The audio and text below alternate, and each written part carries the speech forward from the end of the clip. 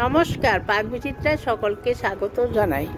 বাড়িতে কিভাবে কাবাব মশলা তৈরি করা যায় সেই রেসিপিটি আমি আপনাদের সাথে শেয়ার করব। আমার চ্যানেলটি অবশ্যই সাবস্ক্রাইব করবেন।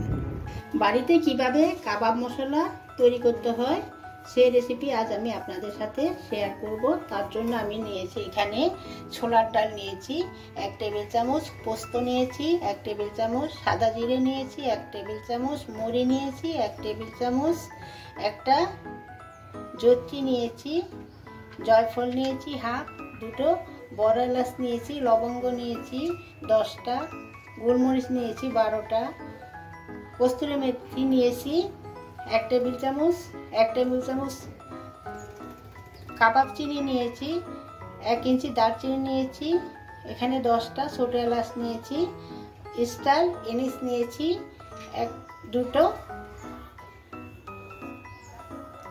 ধনে নিয়েছি গোটা ধনে 1 টেবিল চামচ, হলুদ নিয়েছি, হলুদের গুঁড়ো 1 টেবিল চামচ, আমচুর পাউডার 1 টেবিল চামচ, এখানে শুকনো লঙ্কা নিয়েছি 25 গ্রাম, তেজপাতা নিয়েছি 4টে, শামরিচ নিয়েছি 1 টেবিল চামচ।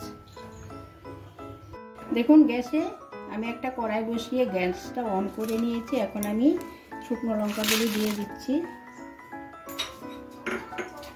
তেজপাতা দিয়ে দিচ্ছি, শামরিচ দিয়ে দিচ্ছি,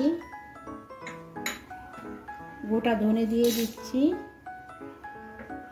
আর এখানে সমস্ত কিছু নিয়েছি সেগুলো দিয়ে দিছি। এখন আমি 3 থেকে 4 মিনিট এগুলো গ্যাসটা মিডিয়ামে রেখে ভেজে নেব। দেখুন আমি 4 মিনিট ভেজে নিয়েছি, এখন আমি নামিয়ে নিচ্ছি।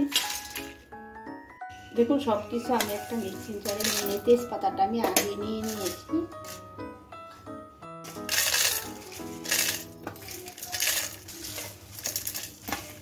দেখুন আমি এখন মিক্সিতে গুঁড়ো করে নেব।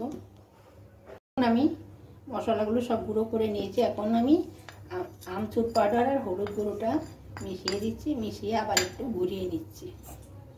দেখুন আমার কাবাব মশলা তৈরি হয়ে গেছে। আমি যেভাবে বানালাম আপনারা সেভাবে বানিয়ে কাবাব তৈরি করে খাবেন বাজার থেকে। আর